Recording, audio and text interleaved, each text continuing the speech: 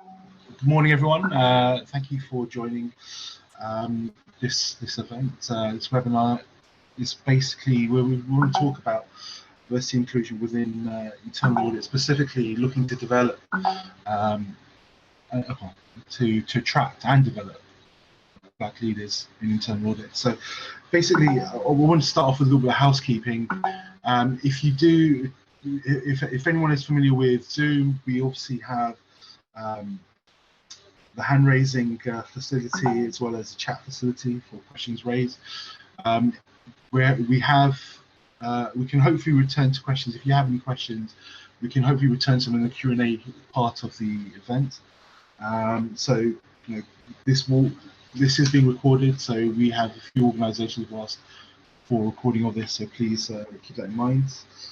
Why are we here today? Well, the event, I guess, is a combination of a number of conversations we've been having for quite a while, especially within the last year. A number of organisations have renewed their commitment to accelerate, support and improve opportunities for their Black employees, as well as achieve a better overall representation of the population of the UK, especially within senior management. So I'm going to hit you with some facts at the moment. The audit population within the UK market, I mean, I'm just doing a review of who's through via LinkedIn, because unfortunately I had actually applied to the ACA, the CIA, and well, not the CIA, but the IIA, as well as ACCA for information about qualified auditors who are Black, but unfortunately they don't have the information right at hand. But going through LinkedIn, I looked over 7,000 profiles and found only 217 that are Black. That's a percentage of 3%. Now, you know, looking at practice, the numbers are actually very similar. It's always around the 3% mark. So I was looking through the graduate market, looking at undergraduates and looking at percentages. I was using a paper that was released a couple of years ago, well, this year actually, in March, talking about, spare me just a second, I'll share this graphic.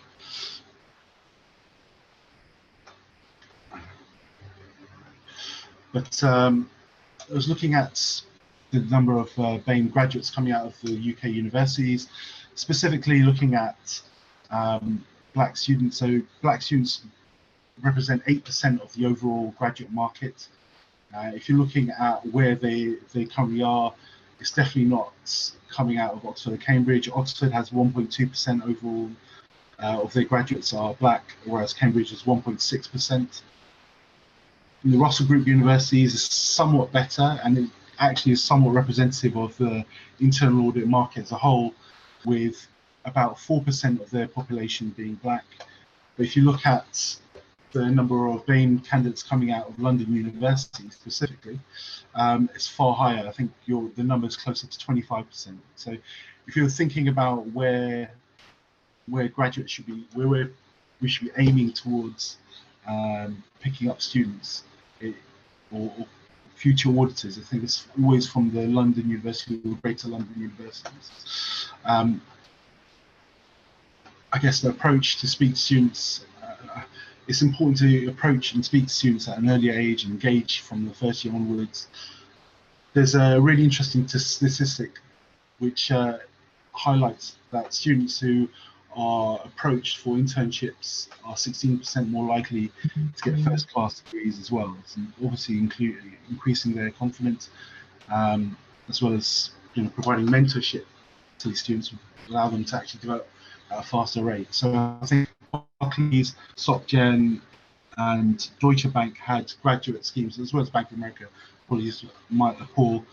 They all had schemes to actually hire graduates directly versus actually allowing them to go via Big Four, and the numbers of those guys actually coming through is impressive. Spare me just a second.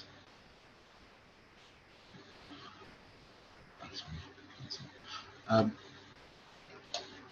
they generally stay 3-4 years within those firms, and obviously they've been allowed to develop internal audit specific experience through that. So now that I've done the basics, I guess I want to introduce everyone very briefly. So the panelists here today are Michael, who's the audit director responsible for Michael Barry, who's the audit director responsible for global equities and CAS at Citi. He's over 15 years experience. He is an active champion of diversity and the co-founder of the Deutsche Bank Ethnic Minority Diversity Network, known as DB Enrich. Priscilla is a MD within the internal audit department at Credit Suisse. She's currently global head of operations. She's also spent time working in the US and Raleigh. She is the co-chair of the UK BAME network at Credit Suisse and is actively involved in diversity initiatives. Diana is the global head of investment banking of the global markets, derivatives and solutions, financing and service distribution team, as well as the EMEA head of IB audit. She is a strong advocate of diversity, equity and inclusion, and is currently global co-head of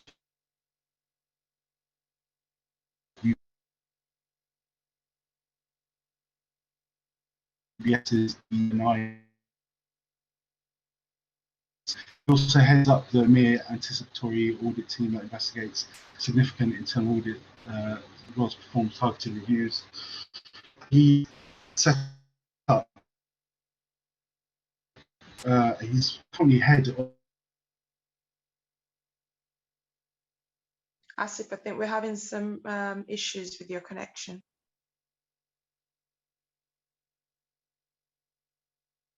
I think we probably lost him at this point.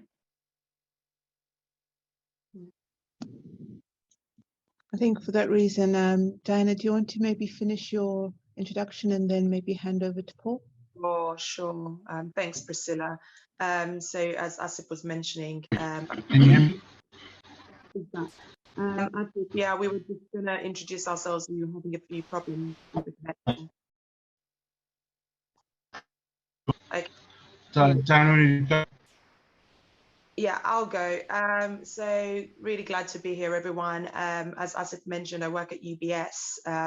Been in internal audit for over 16 years now, and I head the EMEA investment banking audit team at UBS. And additionally, I'm also globally responsible for the global markets, derivatives and solution, prime financing, and sales and distribution teams. I'm a very strong advocate for diversity, equity and inclusion, and I currently co-lead the global diversity and inclusion program for internal audit over at UBS. I'll pass over to Paul to introduce himself. Hi everyone, my name is Paul Kluche. I've been in audit 21 years. 15 years in financial services. I'm currently at the Bank of America. I used to head up the global markets, complex trading team, and anticipatory audit team. And only in July, became global head of the global markets operations audit team. I also head up the EMEA Black Opportunities in Leadership and Development group, which is about increasing the representation of associates of Black or African origin in corporate audit within EMEA. So I'm very passionate about diversity and inclusion, especially for people of Black or African origin. Thank you. Priscilla? Thanks for the introduction earlier, Asif. I think you covered everything. Happy for us to launch into the discussion, but as you said, I'm a managing director at Credit Suisse, covering global operations and payments. I previously was the head of audit for internal audit in Raleigh, North Carolina, and really happy to be here. I've been in internal audit for 16 years as well. Michael, say quickly hello. Yeah, I mean, look, I think you mentioned it before. I am the Global Audit Director responsible for equities here at City. I've had over 15 years of experience, and I've worked for a number of banks across the street. I even had the privilege of working with Mr. Kluche at Deutsche Bank not too long ago. Happy to be here. Very passionate about diversity and inclusion in all its forms, including basically Black diversity. Fantastic. Shall we just launch into questions now? First question, I guess, for people on the call that are thinking about joining an internal audit department, let's start by asking the panel the obvious: what attracted you to internal audit? And when you joined, did you see much representation of Black auditors at the time? If not, what impact did it have on you? Do you want to start, Priscilla? Sure, thank you, Asif. What attracted me into internal audit was, when you qualify as a chartered accountant, there are many fields you can enter. And I did the traditional route where, I thought I was probably going to explore a little bit. And then I got a role in internal audit because what I realized was I liked everything about external audit except the hold it had on my time. So if you are enjoying external audit and you think that actually you want to have a little bit more control of your life, I think internal audit is a good route to go. I have a very curious mind. I enjoyed people. I liked the idea of influencing organizations. And I think that for me was the biggest sell. In my career, I've had the opportunity to travel. I've been auditing places as far afield as Beirut to North Carolina, to India, to France, and it's helped me see the world. So for me, I think it's been an interesting career, and I probably wouldn't change it even if I could go back. Now, did I see much representation of Black auditors at the time? And the answer is no. I actually trained and qualified in South Africa, in Cape Town, and I entered into the profession around 2003, 2004. And for those of you who remember the history of South Africa, that was not too long after the first free and fair elections, in which exclusion was not just a topic of conversation, it had been, prior to, those days, government policy. So I didn't see very many Black auditors when I joined the profession. And what impact it had on me is it made me feel different, but it also presented a real challenge to me where I had to really learn how to adapt very quickly to people around me. And I had to really try and understand what made them tick. And I think that it's gave me an insight into human nature. And I find that many people who are minority communities in any profession do have a capability that has been born out of survival, which is an ability to understand and assess people and kind of meet them where they are. And I think that's the biggest impact that it had on me. Fantastic, thank you. Michael? Yeah, thanks, Asif, and thanks, Priscilla, for that great answer to that question. I don't know how we can follow that. But look, for me, I think my route into audit was wasn't traditional, so to speak. So I went to school in inner city London, specifically Lambeth College. It was located at Tooley Street, right next to the river, not too far from the massive PwC office, and also looking at the city on the other side. What was interesting was actually all my time at Lambeth College, I walked past the PwC offices, I saw the big buildings in the city, but I had no clue about audit or what was happening in the city, because we just didn't have those opportunities. No one came to talk to us about the opportunities at PwC or what the Big Four did. The nearest I came to actually understanding about audit was I used to work at the McDonald's, very close to London Bridge, Guy's Hospital, and we used to deliver McDonald's to the workers. And I remember every time I walked into the office, I was like, wow, this is great. I would love to work for PwC one day. That was my dream. And by the way, that dream I've never achieved, yeah, because I've never worked for PwC. And went to university, studied mathematics. That dream of PwC was put on the back burner whilst I enjoyed my time at uni. Qualified, came out, and I had dreams of becoming an actuary. Went into an actuarial organization, stayed there for a while. And whilst I was there, I started talking to my manager, who was a chartered accountant. And she said to me, have you considered being a chartered accountant? And then she basically spoke to me about the profession. And then I thought, okay, fine. I want to basically be a chartered accountant because I didn't want to spend another 7 years studying to be an actuary. And I started looking into it. And then this dream of working for PwC came back. It's like, oh my God, I need to work for the Big Four. But being coming out to university, being conscientious, I also came across the National Audit Office. So I decided to go with the National Audit Office and joined my audit team, auditing financial services, basically doing the debt management office, the treasury. And that's how I fell into audit. I really enjoyed it for some of the reasons that Priscilla just mentioned, especially the access to senior management, the helicopter view of the end-to-end workings of the organization. So those were the things that I enjoyed, basically asking questions and challenging people on things that they've been doing for years and me coming in fresh, and within a 2-3 months period, I could actually sit down and have a really good conversation with them and make recommendations on how they can make the organization better. Now, to the second part of the question, did I see much representation? The answer is no, similar to Priscilla. I think we walked in an intake of about 32 of us at the time of the National Audit Office. I think we had 2 Black people, myself and one other guy.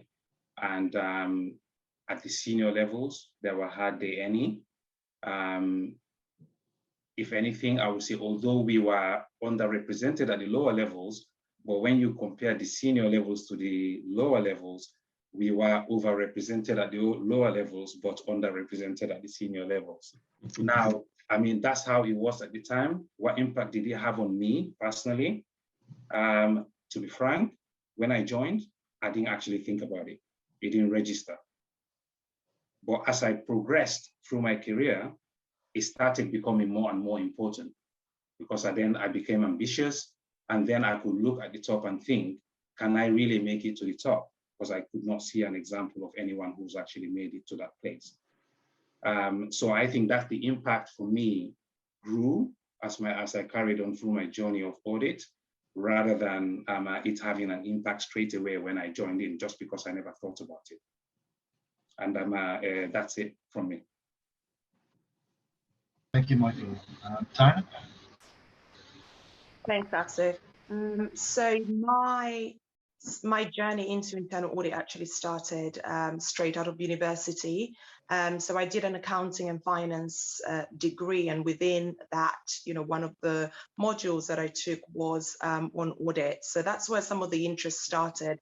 But really, straight from uni, I knew that I wanted to go into, I wanted to become a chartered accountant, and I wanted to go into something sort of finance related. And, as everyone knows, coming out of uni and you want to be a chartered accountant, the main route to go through is the Big Four.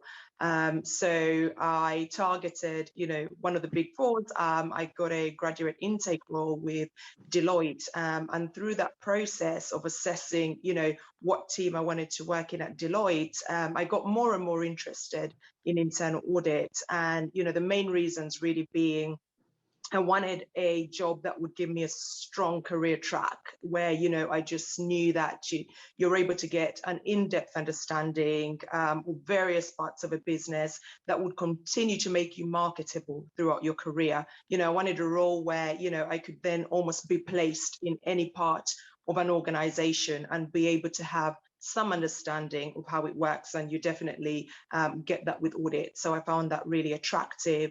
Another thing that really attracted me to audit was just seeing that level of visibility that it gives you. So it's as everybody who's in audit knows, it's a highly visible job, and you get that significant visibility to very senior management, not just in your department but across various departments, across whatever organization you're working for. So again, for me, that was a key interest. And like Priscilla said, just really a role that gets you to travel the world, to see, different parts of the organization, but, different parts of the world as well.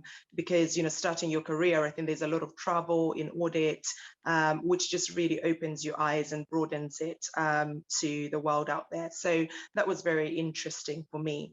In terms of representation, like everyone else has said so far, the answer is, I started my career 16 or so years ago, and no, I didn't really see much Black representation at the time. I think, like Michael, in all fairness, at the time it didn't have a particular impact on me. I was very set on, okay, I've come in now, I want to make the most of my career, I want to succeed and get to where I need to get to as soon as possible, and I need to do whatever it takes to get there, and just, work hard, raise my profile, do whatever is needed.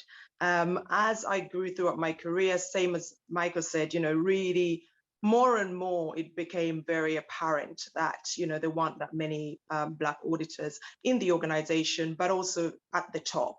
And I just really started getting more and more of an interest to, wanting to make that change, wanting to drive it in any way that I could. So when I went into management roles, really taking that active stance of, when you're recruiting, just making sure that you're trying to be, as diverse as possible, and trying to bring more diverse talent into organizations. Over the past couple of years, as everyone knows, diversity and inclusion has really become big, and it's on the tip of everyone's tongue. And I think, for me, again, it was seizing that opportunity to think about, okay, well, how do I get in there and try and effect that difference and try and effect that change? So by, working with internal audit in my firm to roll that out and become sort of the global co-lead for that stream, and really begin to work on how do we effect that change, and just make sure that the auditors of the future include, a number of diverse auditors, including the Black population. Thank you very much, Diana. Paul, last but not least. Hi, everyone. Yeah, so for me, I was born and raised in Ghana, West Africa.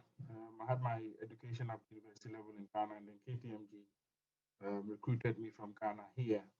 And my interest in auditing started in Ghana, where I was working with a family friend who had an auditing firm, and that was external audit. But I've always been a very curious person, always like asking questions to understand how things work. And so it started there. And then when I joined KPMG, obviously auditing was one of the modules. I realized that auditing involves multiple skills, analytical and personal knowledge of the business or products. And so I thought, and accounting, of course. And so these were the skills that I had. And so I thought, look, this is, and I like to ask questions. And so audit gives me the opportunity to actually leverage my skills. Apart from that, auditing also gives me the opportunity to keep learning. I'm not the kind of person that can do the same thing all the time, like mundane jobs. And so I needed something that keeps me stimulated, keeps me learning, and keeps challenging me. So that was another appeal of audit. And then I like working as part of a team. I don't like to just sit on my own and work by myself. I think I'm a people person, and so I like working as part of a team. And then I'm also passionate about my own career development, as well as developing the careers of others. And so audit gives me that as well. As you work in teams, manage teams, you're developing yourself, you're helping others develop as well. So that was the appeal of audit to me. Now, when I joined KPMG in 2000, I was the only Black person in the Gatwick office, and it was daunting.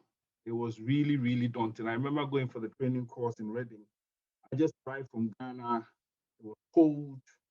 I managed to find my way to Reading.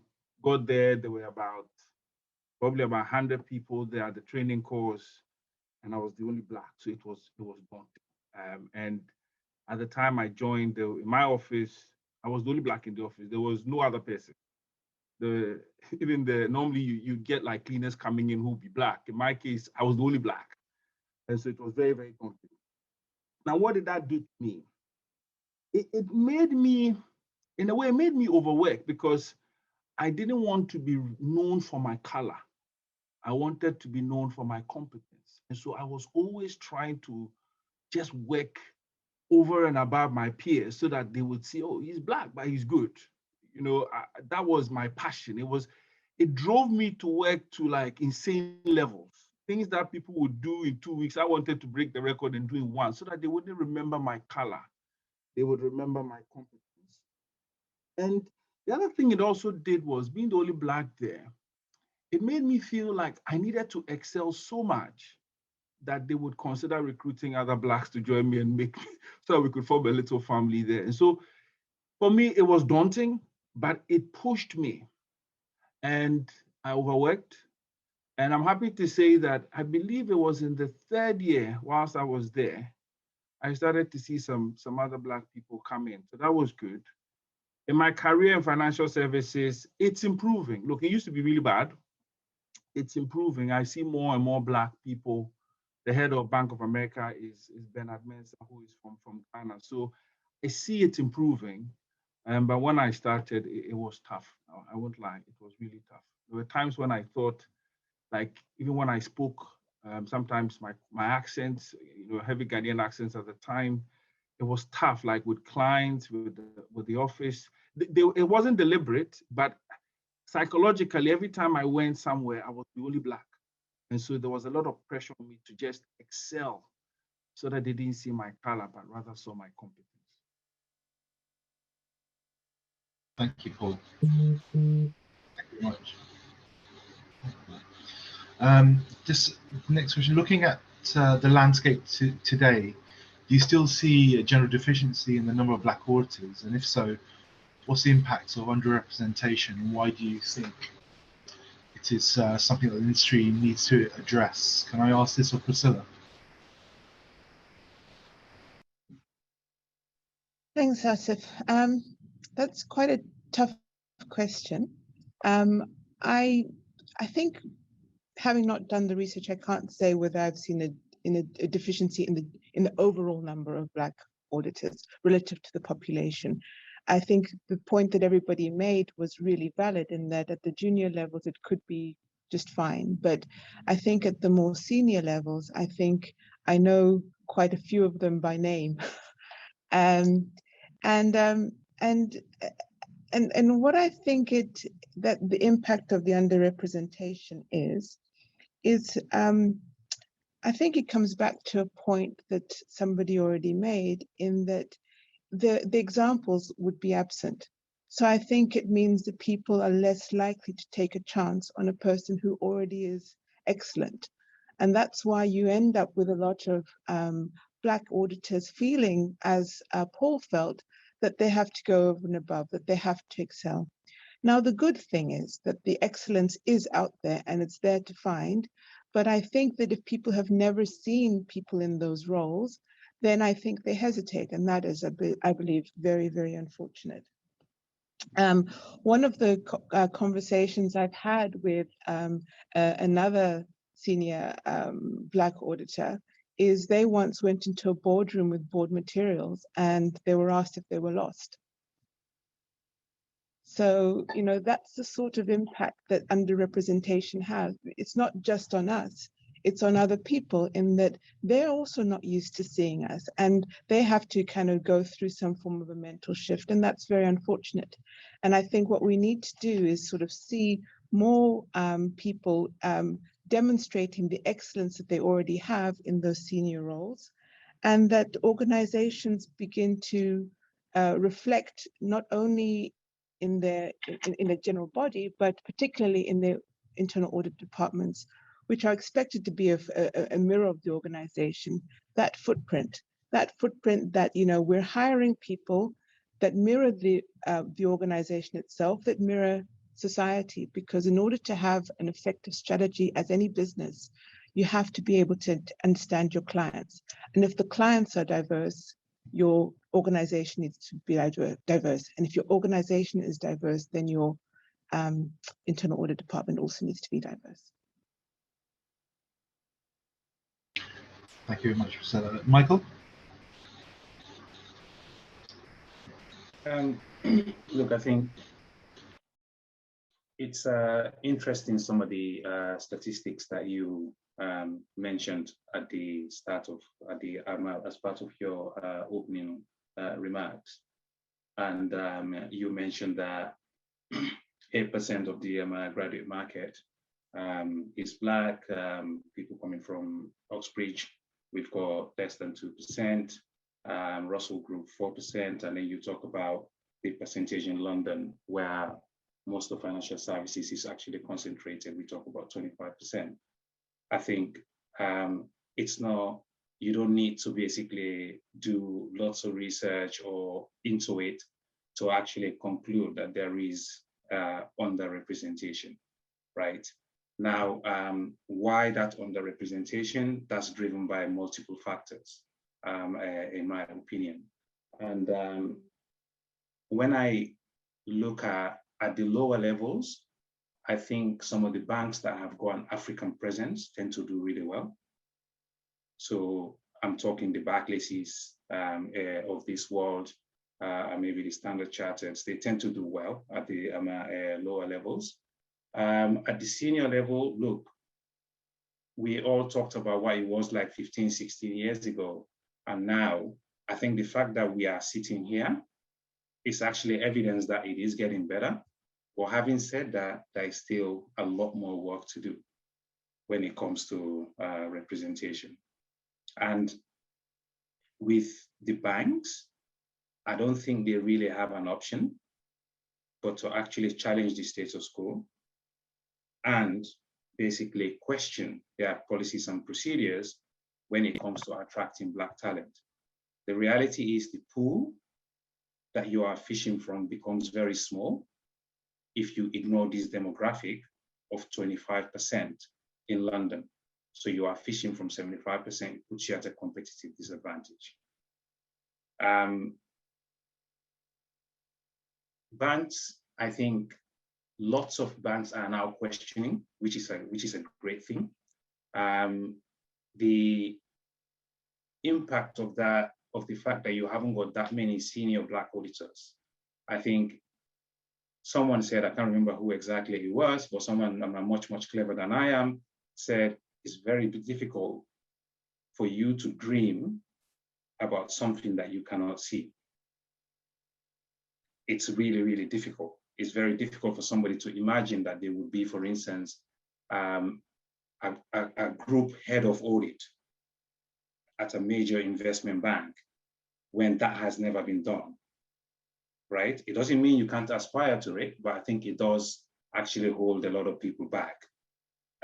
So what the banks really, really need to do is to borrow a lexicon from internal audit, they need to actually look at their processes end to end. How do they hire and develop staff?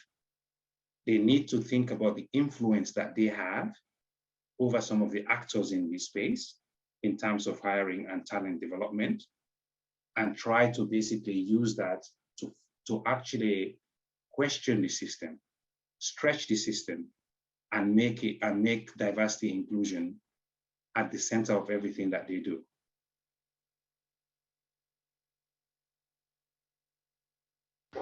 Thank you, Michael. There may be some hiring managers in the room, and they would like to know how to find Black talent and what is out there. What are your suggestions for them, and once found, what are potentially different approaches to talent development? As a follow-on, what are other ways people in other business functions transition into internal audit? Can I ask Diana, please? Sure, thanks, Asif. So there's 3 mini questions in that, so I'll tackle them one at a time. So starting with how to find Black talent, I mean, the stats that you shared at the start of this forum say all, right? There is not that many Black auditors currently.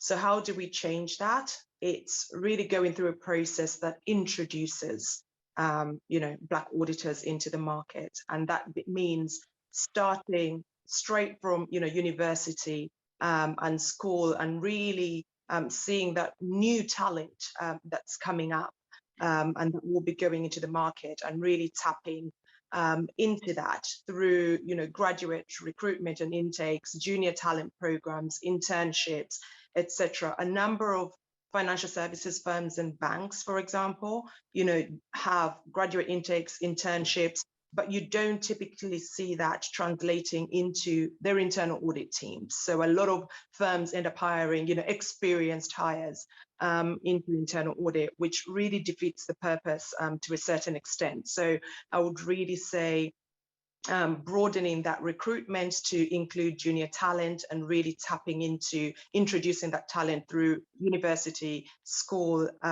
age talent. And with that, we talked about some of the key universities. Again, we see a number of banks and a number of other institutions hiring, and they always sort of target the top universities in the UK. We all know some of the underrepresented populations who are really strong and really talented don't get the chance or the opportunity to go to top universities. So it's again broadening that to look at other universities in London and all over the UK, but not just targeting just the top universities, because there is really strong talent in other universities as well. So it's broadening that, I would say. And then really having someone who is dedicated to diversity recruitment, right? So hiring a diversity recruiter within your organizations, or having a dedicated diversity recruitment team whose sole purpose is to really target diverse populations, in terms of doing the relevant searches, targeting the right demographics, etc. So I think that's really important to have within organizations. Tapping into professional networks is another area. So, there's a number of professional networks in the UK that have high populations of Black professionals attached to those networks. So it's how do you ensure that your organizations have a representation in those networks, and that you're promoting your organization, but you're also tapping into that talent and attracting it into your organizations, I'll say, is another key thing. And then really using diversity search firms. If you're using external recruitment consultants to bring in talent, it's holding them to account to be able to sort of source and bring in a diverse set of CVs to help you with your recruitment process. So those are some of the examples that I would point out. And then when you then get this diverse talent into your organization, it doesn't stop at that. Being able to have statistics that say we have a diverse population of employees within our department, it's a good starting point, but it's not enough. That's when inclusion then needs to kick in. Diversity and inclusion come hand in hand. And if you could have all the diversity in the world, if people are not feeling included, you're going to have retention problems. You're not going to have people staying with organizations long term. So it's making sure that when you then have that talent, you're making them feel valued, you're making them feel included, but you're also giving them that platform to grow. We've talked about not seeing, Black or other ethnic minorities in very senior positions within internal audit. So how do organizations change that? It's making sure that when you then bring this talent in, you have clear career development plans for them. You're understanding their aspirations and you're helping them achieve those aspirations. This involves active coaching, sponsorship, mentoring, providing fair platforms for visibility and for people to be able to showcase their talent and what they can do. And when you do have that strong talent, ensuring that you're promoting that talent and you're doing whatever it takes to retain that talent. So that would be really key as well. And then the last question as to ways that other business functions can transition into internal audit.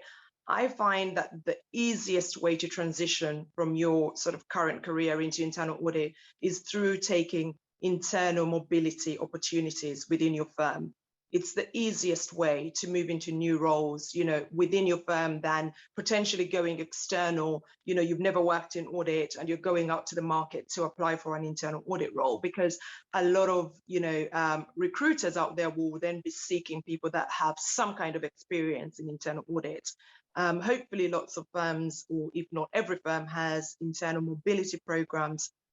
So I would say really making use of those to move into internal audit, really ensuring that you are, networking, with internal audit colleagues, even when you're outside of internal audit, so you can have an ear on the ground, if opportunities come up to allow for you to transition into internal audit.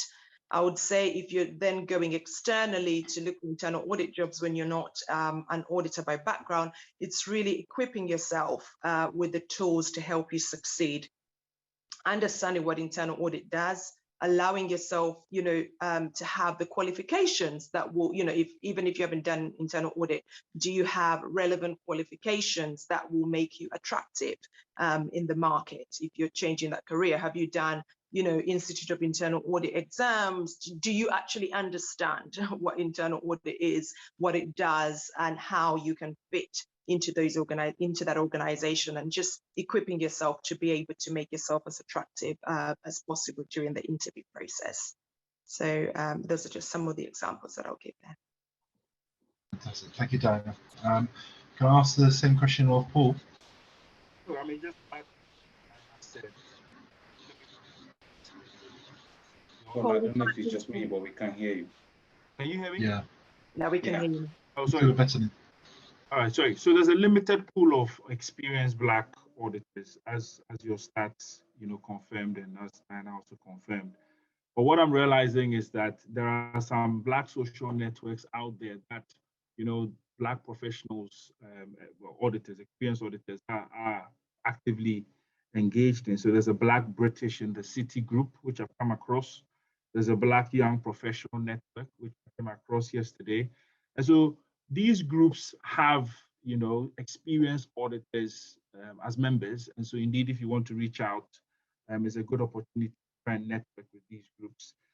I think in terms of the future, Diana has talked about it. It's, looking at the universities that we hold these recruitment fairs or outreach programs at. And then the other thing about the recruitment fairs at universities is make the teams that are selling the banks or selling the companies, make them diverse. Because if you go to a school in Peckham and the recruitment team is all white, and I'm living in Peckham and I'm seeing a predominantly white recruitment team, I mean, how will I be encouraged to apply? And so make those teams, everything you do, if we're talking about diversity, everything we do must be diverse. So if you're going out to universities, you're going out to secondary schools, the teams that are going out to sell the bank, to sell the companies, let them be diverse so that those who are there can think, oh, these people work there, I've got a chance to work there as well. And then the other thing I would say is we need to start looking at our recruitment practices, shortlisting CVs, interviews. As people, we are naturally biased, but we have to be aware of our biases and to make sure we control them. Because when uncontrolled, can lead to problems.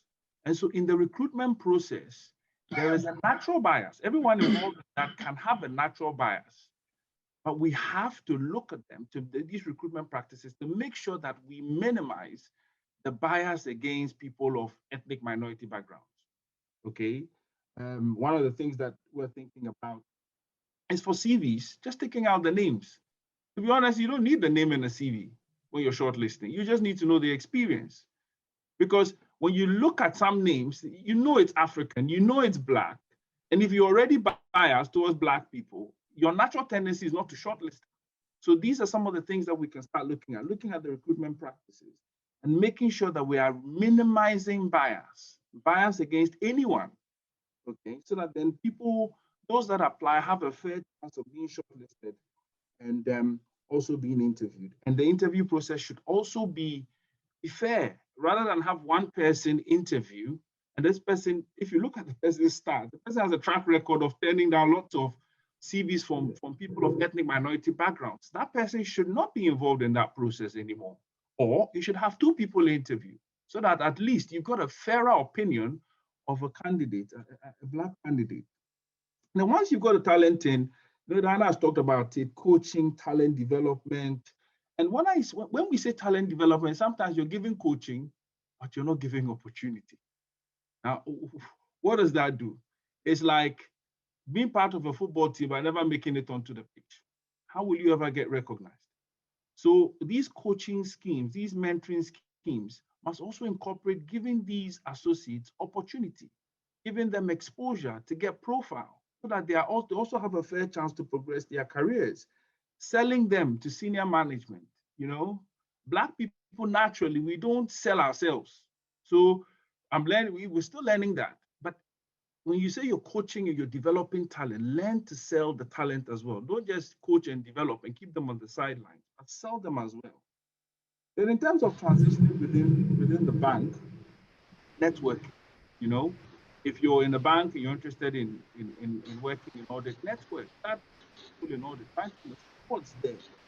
What are the appeal of audit? And the other thing also is for us who are in audit, we need to sell audit. But sometimes people see audit as the boring, profession, inspectors, police who are trying to catch you out, always looking for our policies and procedures. We don't have, our image is improving, but in the past, it was not that great. It was like, oh, boring people, auditors are here, just keep quiet. Auditor is in the lift, keep quiet. But we want to be able to sell it positively so that people too are also attracted to join our audit team. Because I don't find it boring at all, and I think it's an interesting field. It's got lots of career progression opportunities, but we need to sell it. We need to move it to that I would say that negative image that we have in the past. Thank you. Thank you, Paul. Very passionate response. Thank you. Before you move on, I actually wanted to say something because this is a topic that I am actually very passionate about as well. And I just want to touch on talent development. And I know we've talked about the organization, right? But when I look at my career and I see how I've progressed, I think one thing that becomes very clear is the fact that the way you achieve career progression is really through sponsorship. You need to have someone who's going to sponsor you, for you to who's willing to basically bang on the table and say, this person deserves to be promoted when those discussions are had at the senior level. So what I would say, when we've talked a lot about the organization, but I think this is where the individuals, some of whom are basically senior within the organizations who are on this call, who are not necessarily from an ethnic minority background, I would say to those people, if you're really passionate about effecting change, please look at your mentoring circle, look at the people that you are sponsoring, and ask yourself, is that circle diverse enough? If it's not diverse, look, reach out, sponsor a Black graduate. You would learn something from it. There's this thing called reverse mentoring. They could actually mentor you and help you develop as well. But I think if people start doing this, then you start seeing, what potential, graduates of all sorts of basically diversity, and here I'm not just talking about Black, I'm talking about women, I'm talking about people who are part of the LGBTQ community. We all need to look at our sponsorship circle, our mentoring circle, and ask ourselves, are we truly inclusive in the people that we are sponsoring, the people that we are banging that table for to promote? I think it's crucial that individuals, the organization would have the policies and procedures in place, but when it comes to this particular item, I truly believe this is where individuals can have the most impact about what you do, is to basically make sure you are sponsoring somebody who doesn't look like you, who probably comes from a completely different background, and helping them progress their career. I just wanted to say that before we move on. No, thank you, Michael. No, thank you very much. For those of you who have transferred to different institutions, what caused you to move jobs? And for those that stayed, what retained you?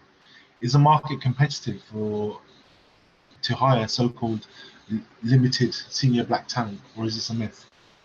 Paul? Right. I mean, money moves. Money is one of the drivers, but that's not the driver. So I'll leave that to last. But I think, look, why have I moved? To progress my career? You know, because in Ghana, I had to do 2 years of national service. So I'm on average older than those in my peer group. So I don't have time to waste.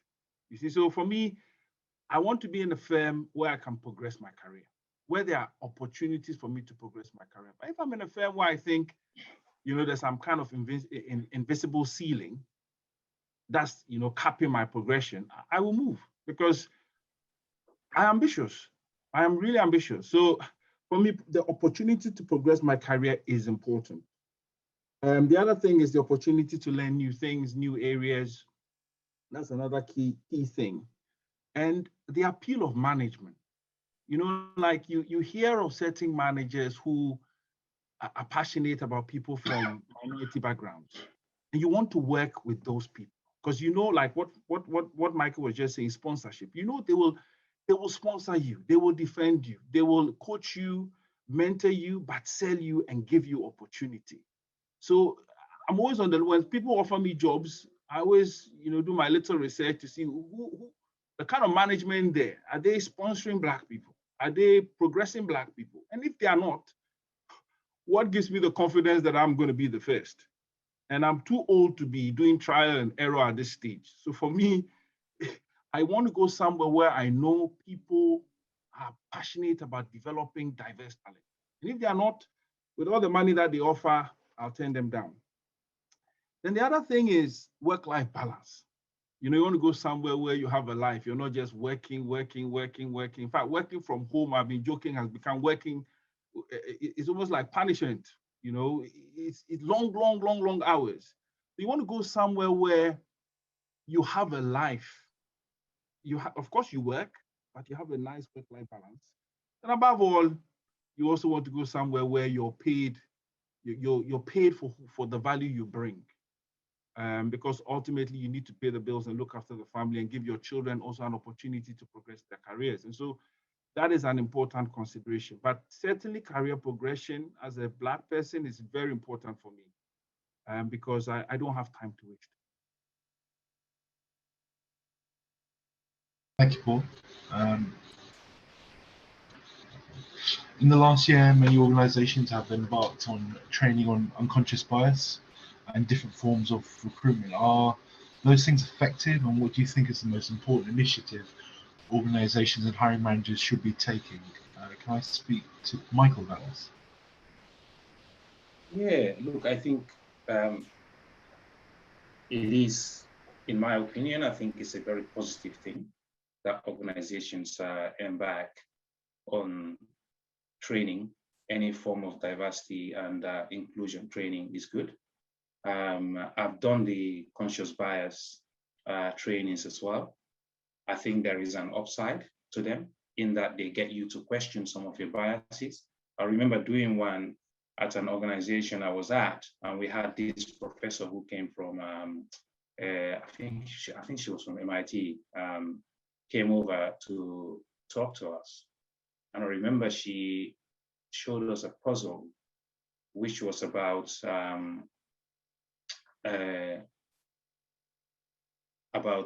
I think it was a kid that was in a car accident, and then they basically took the kid to the hospital, and he was in surgery. And the surgeon walks in and says, "Oh my God, that's my son." And the question was, how was that possible, right? And lots of people struggle with this. And the reason they struggle with this was because actually they couldn't imagine that the mom is the surgeon, right? So everybody thinks the dad has to be the surgeon. And the fact that the dad was in the car and the dad has been killed in this accident, people have to go through a mental gymnastics to try and understand how is it possible the surgeon, the person who's dead, is now saying, oh my God, that's my son, right? And look, I think that was a very, very simple example, but I think it just exposes what Paul said. We are all biased, and that's influenced by the environment where we grow up, the environment, the type of people that we interact with, or even the jokes that we make when we banter with other people. So I think it's a good thing to have the training, but the training on its own is not enough.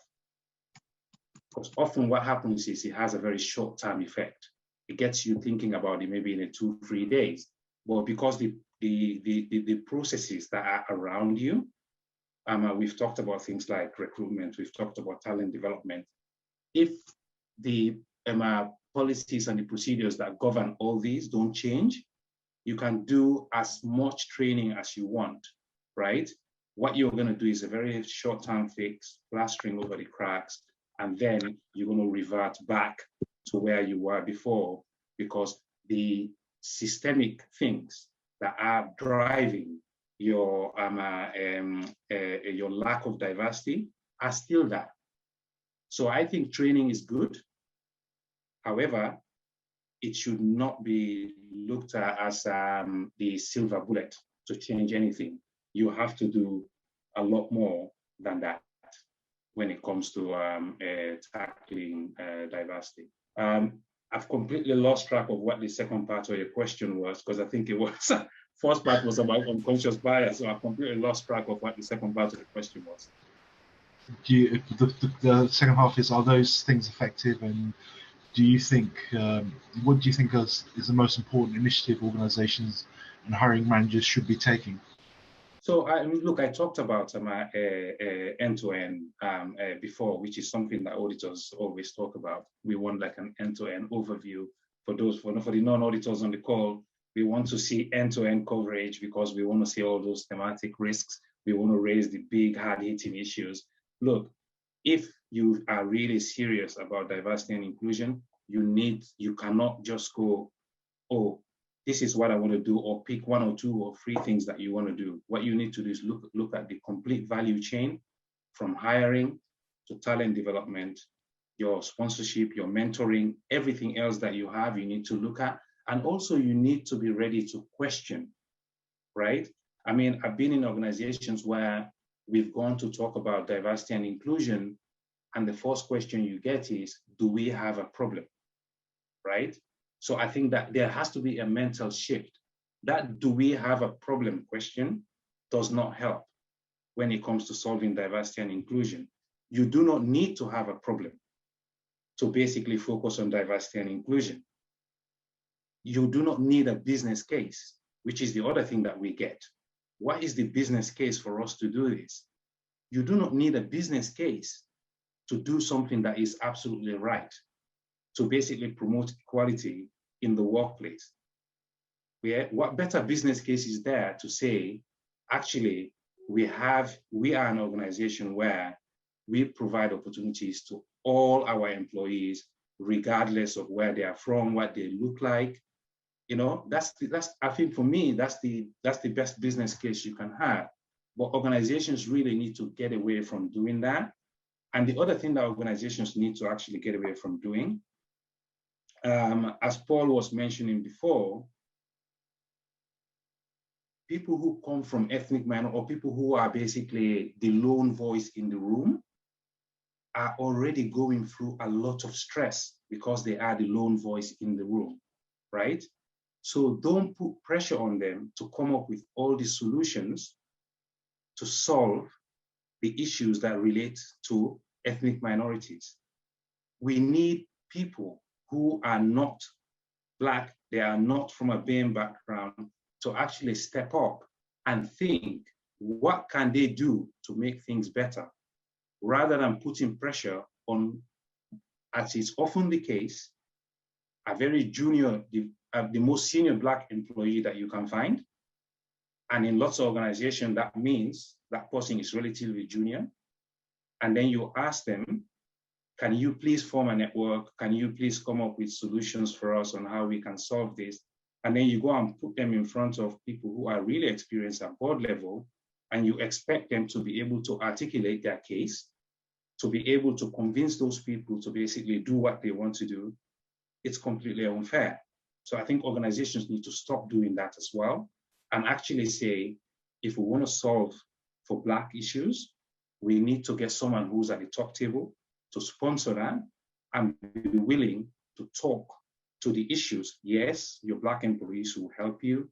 They will help do the groundwork and stuff like that, but you need to be in there because you see the big picture. Without that sponsorship, it's going nowhere, yeah? Roll forward another 5, 10 years, we'll still be having the conversation that we're having now. Thank you, Michael. Can I ask the same question of Priscilla? Sure, Asif. The question being about, we're all doing this training on unconscious bias and is it effective? I think Michael answered that pretty well. I'd like to talk about other forms of training because they are relevant. And I think that the training of line managers is very, very important, not just on unconscious bias training, but through the core managerial skills.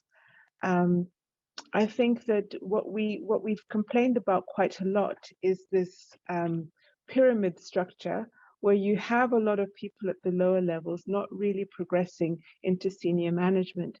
And part of that is to do with the fact that sometimes line managers don't really have the skill sets needed to manage somebody who's not like them, to be open to not measuring a style, but starting to measure outcomes. And that's something that we've seen over and over again. And we need to kind of bring it back to the conversation around line managers to make sure that they are open and they're understanding that, people are coming from different perspectives. I also think that wherever you have training, it's about making sure that you don't have bias in the training as well. Recently, I've been on a number of different leadership courses where I have been kind of concerned in those sessions where on what I've been being taught, particularly if it's an external person who may come in expecting to see a certain demographic in the room, and then starting to present, for example, if I'm going to make it up, about public speaking. And they're talking about, the thumb of power and the 3 things and how to stand. And they're using examples of who's an influential speaker, and they're naming just male US presidents. You can feel in the room that you're just not in their textbook, that this is not designed for you. And I really think that the training that's offered in the organization has got to be reflective of who might in the room, and make sure that everybody can grasp something important from it. I also think, and someone made this comment earlier, I'm slightly in 2 minds about this concept of removing names and kind of suppressing people's identity. My view is that we should be celebrating people's identity and almost rejoicing when we see a name that we've never seen before or a style that we've never seen before. And hopefully what we should be doing is encouraging people to rejoice if they see a team that is very, very representative of many different backgrounds. And all of these initiatives, by the way, they don't just assist Black people. Time and time again, we've seen that initiatives of this nature have opened doors for everybody to walk through, because as soon as an organization opens up its mindset to recognizing that management doesn't have to look that just one way, I think everybody certainly benefits. And then just to sort of tail on, because I know someone was asked a question about what causes people to move jobs. Let's also talk about the important thing about retention and what causes people to stay in roles. And I just want to mention that in my case, my personal experience, it's been really about flexibility, trust, and feeling appreciated.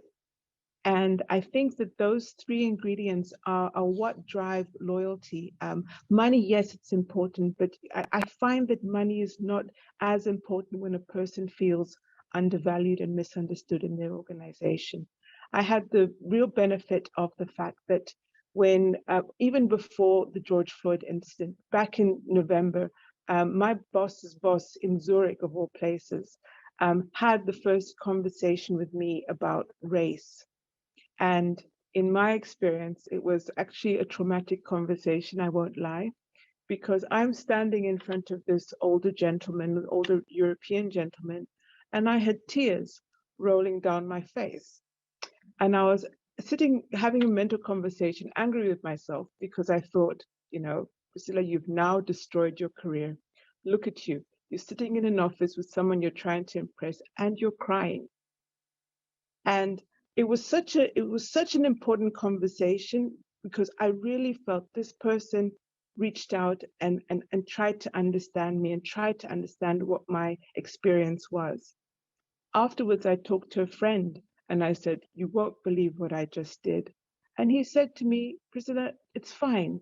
Let him see that you actually are carrying a burden of pain, and then it'll motivate him to go and do something about it.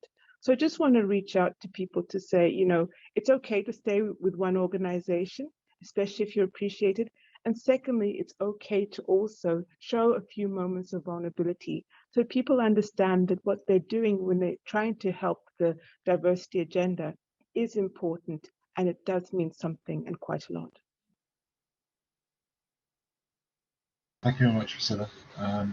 Next question. Are Black auditors who achieved a level of seniority and additional scrutiny, and how do you feel that you play a role in breaking down stereotypes? Is there a particular experience that you remember when you felt you had an impact? Can I ask that of Diana, please? Sure. So I guess going back to the stats that you mentioned earlier, there definitely aren't enough Black senior leaders in internal audit.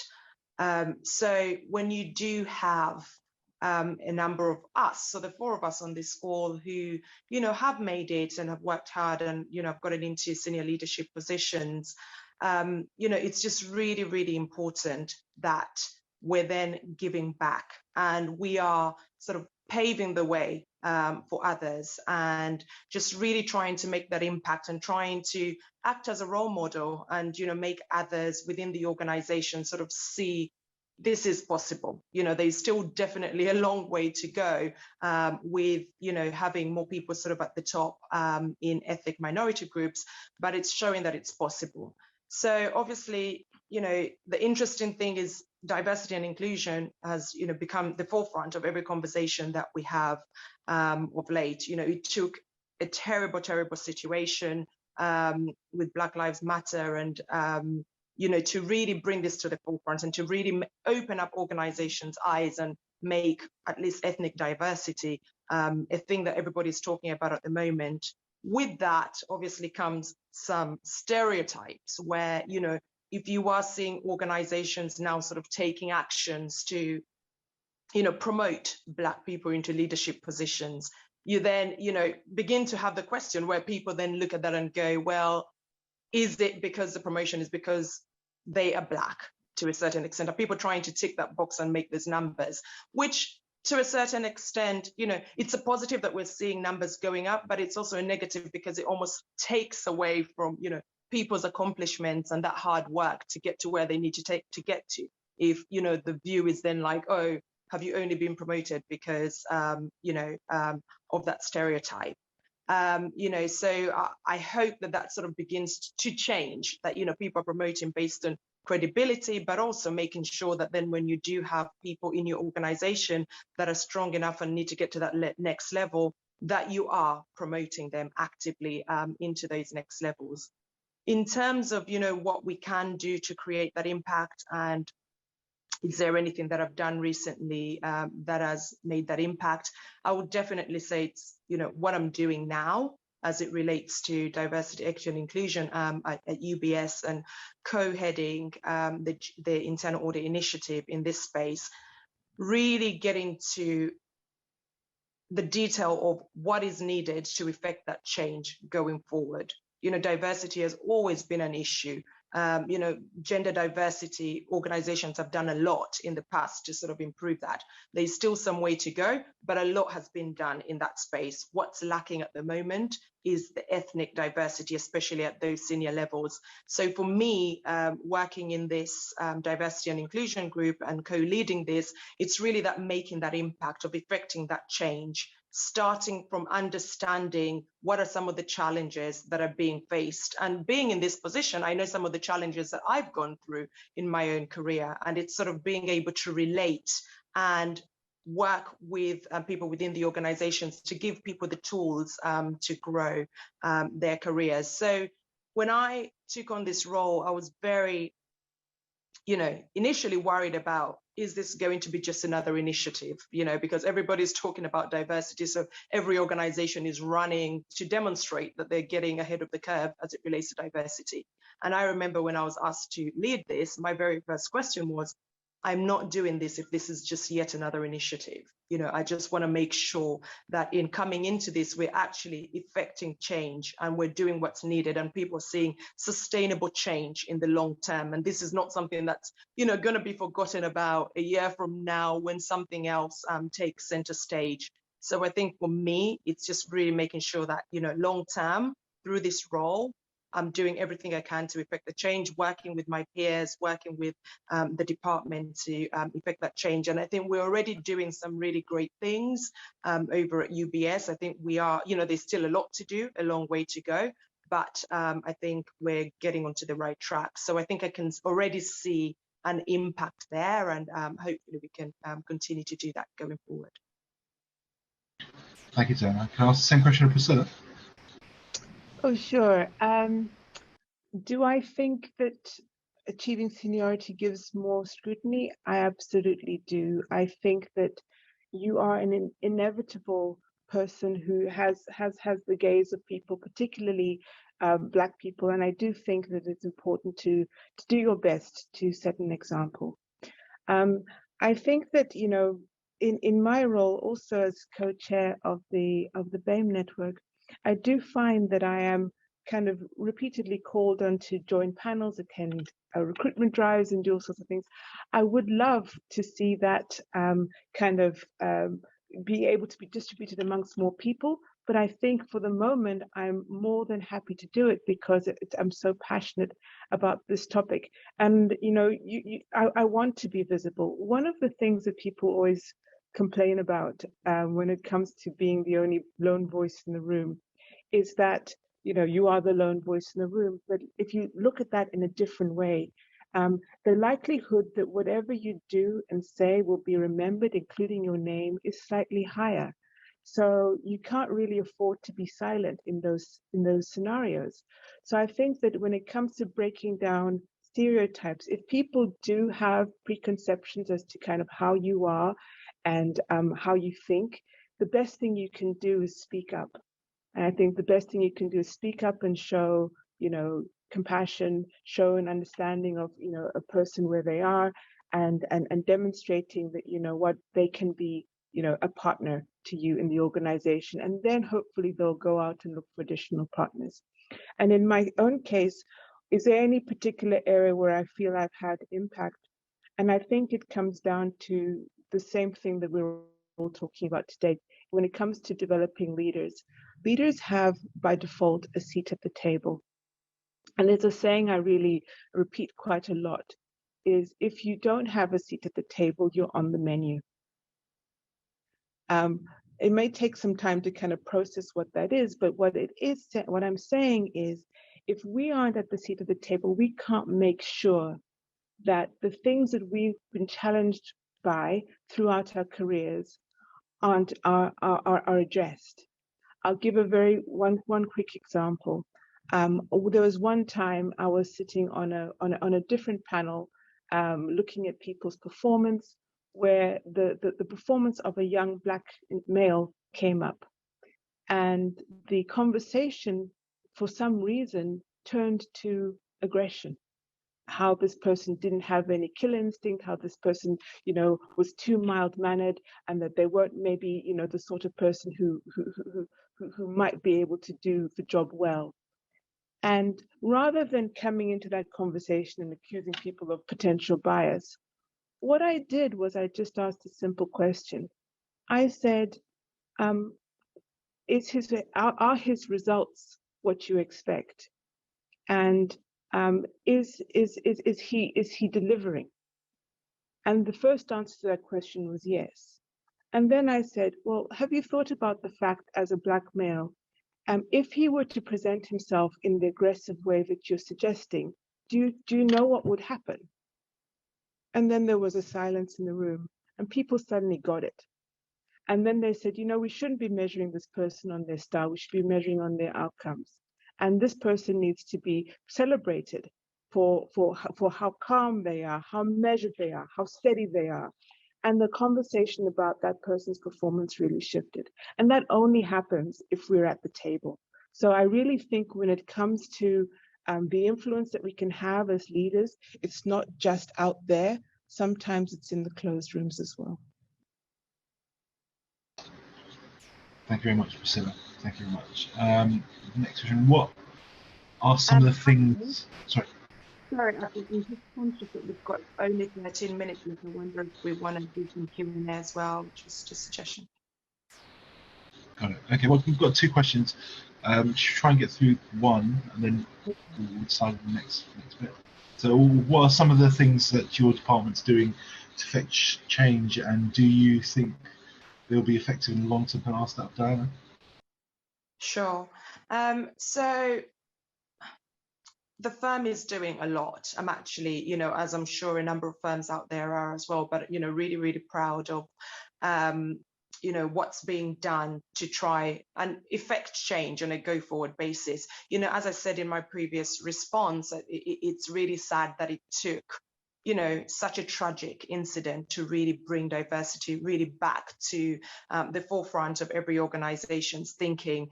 But, it is a good thing that organizations are now really, really taking this seriously and trying to effect that change on a go forward basis. So, I could sit here and talk all day around all the things that are being done in my organization, of which there are very, very many. And, lots of aspirational and firm targets that are being set around recruitment, around retention, around promotion, in the short, in the medium, and longer term as well.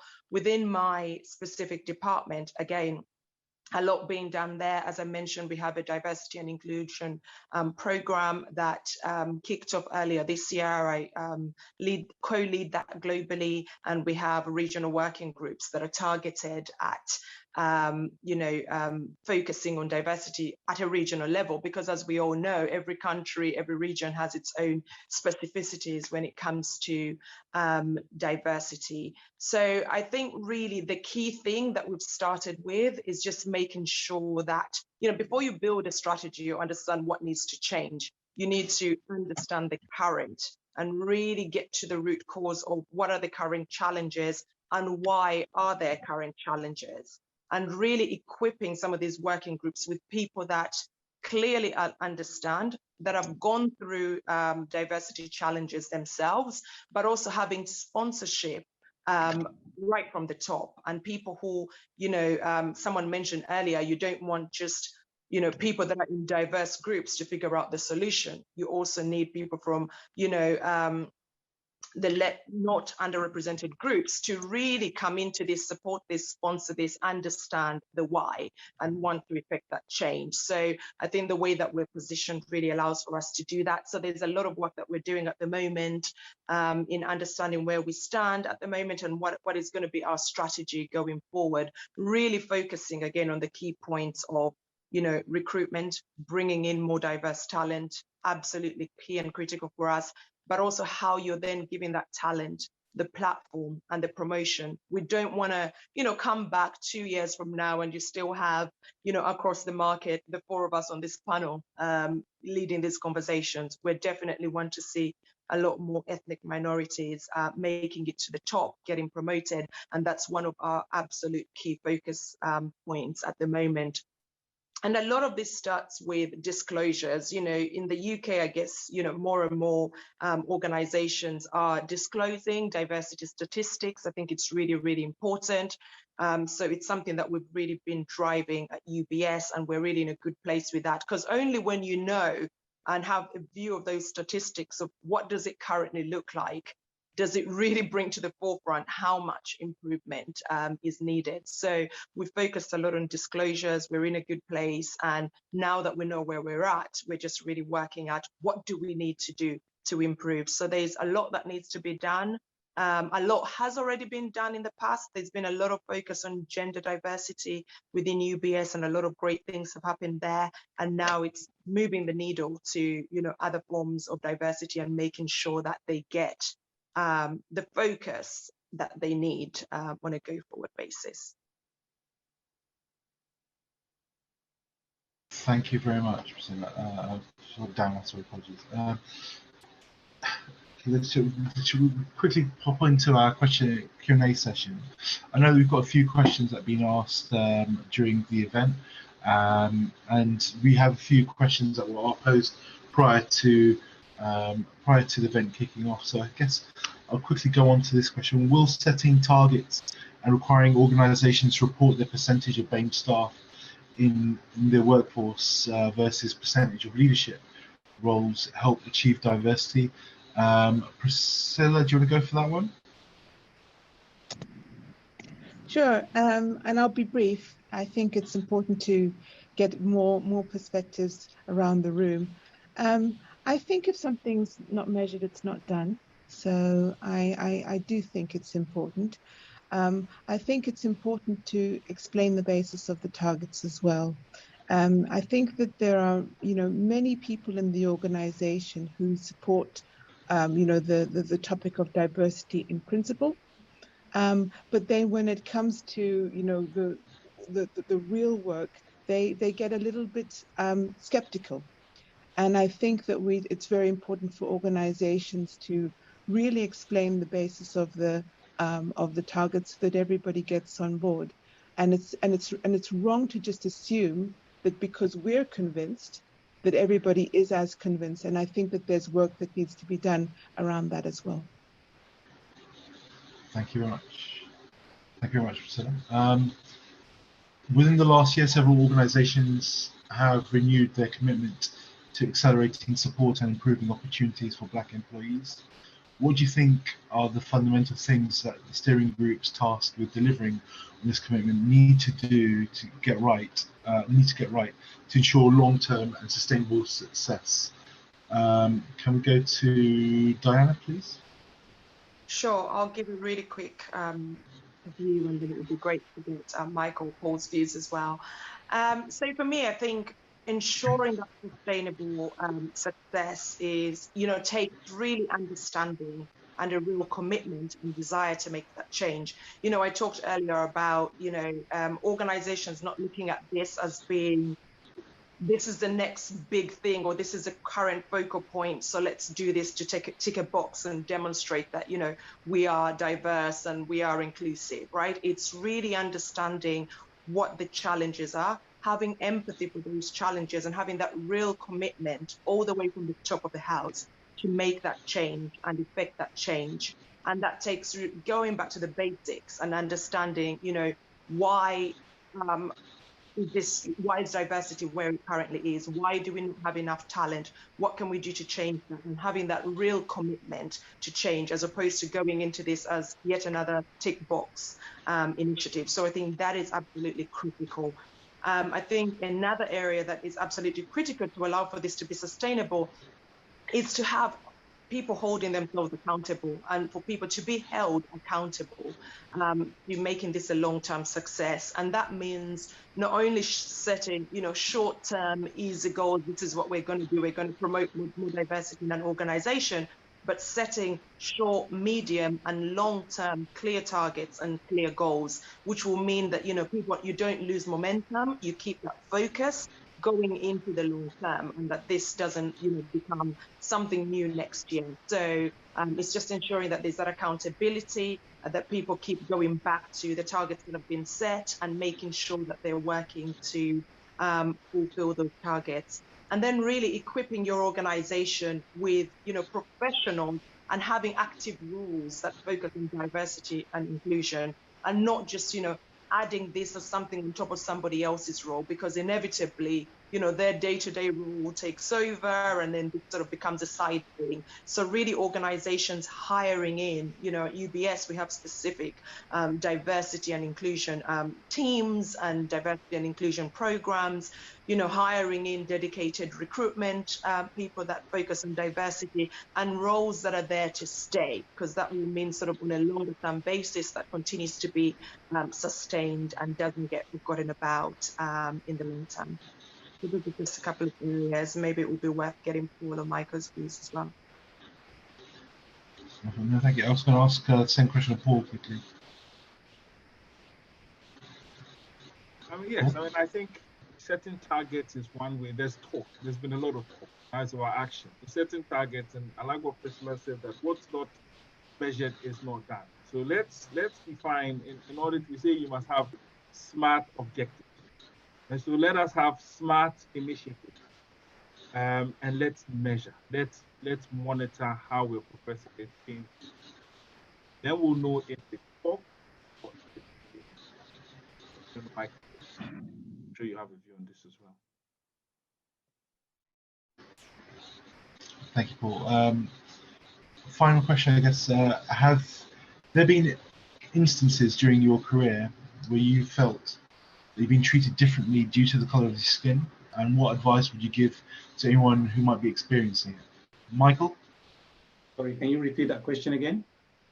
Sure. Have there been instances during your career where you have felt that you have been treated differently due to the color of your skin? And what advice would you give to anyone who might be experiencing it? So, look,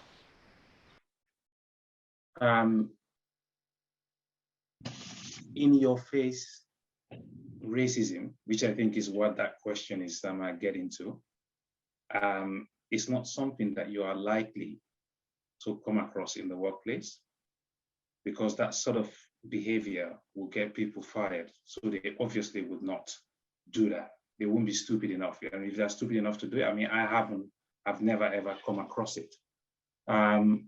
What I have come across though is some of the things that I think Diana and Priscilla and Paul touched on before, is that due to the lack of representation, it's very easy for you to be mistaken for something else, right? And this is not specific to people who are not of minority background. This is across the board. It's happened to me when I was at Deutsche Bank. I turn up at the weekend, the security guard, who's a black guy, I turn up and without even asking me who I was, says to me, "Oh, are you the new security guard?" Yeah. So in his head, I cannot be anything else than a security guard if I turn up at the Willis Towers building at the weekend to work. And then he checked my pass and he realized, and I think he looked at the corporate directory and he realized that actually I am not a security guard. I am a director working for Deutsche Bank, and I'm there to do my job. And I could see the embarrassment in his face, you know? So you do get those type of things. You get examples as well. I mean, I've seen examples where I've gone into meetings with colleagues who are Caucasian, and we go into the meeting and it's the first time we're going to meet that particular stakeholder. And the stakeholder naturally would start talking to this person who's my junior reporting to me as if they are the person who is my boss. And then we have to basically correct it and meet conversation. So I think those are all things. I mean, it's not people being racist. It's people basically being conditioned not to see Black people in senior positions. So when you walk in, they automatically assume that you are not the senior person, the other person is. And I think the only way we are going to change that is through representation. When people start seeing Black people in senior positions, they start imagining you in that role, then they will stop assuming you are the cleaner or the security guard. But we've got a long way to go. I mean, and we talked about targets, right? So and the impact of what happened last summer with George Floyd. I have to say, look, when I look at like City as an organization, since I joined, and this is pre-George Floyd, we always had targets. And we had targets, and they were included in our scorecards around Black employees specifically. So I think one of the biggest positives that came out of the whole George Floyd thing is the fact that people are now getting comfortable talking about Black issues. I think the BAME acronym did not help Black people in general, because I think it became an umbrella term that basically just put everybody else in this bucket and then say, we have got 25% BAME representation. It also doesn't help some of the groups that are caught up in that, because when you look at that BAME, it includes some Indians, it includes some Bangladeshis, it includes basically everyone. It's like a catch-all bucket, which has not been helpful when it comes to, and we're talking here about attracting and developing Black leaders, right? And if we are talking about Black specifically, that term is not helpful. I think people should actually look within that BAME. If organizations do anything, they need to peel the BAME onion and actually look specifically what's happening with Black. And the only way you can do that, and I think as if you touched on it earlier, the lack of data doesn't help us. Organizations need to start collecting that data. And if they collect the data, then they can measure it, and then they'll be able to set targets. And that's how we start basically seeing progress. Thank you very much. Thank you very much, Michael. Look, we do have a couple other questions that have been posed during the webinar. Or what I might suggest is that we reach out to the panelists at a different point. I think it's time to wrap up. I think thank you all for joining in, and thank you to the panelists. I think massively passionate about the topic of diversity and inclusion, especially in development of Black auditors. I think there's quite a lot of takeaways from this. I think again, I just want to thank everyone for making the time for actually being here, and thank you all very much.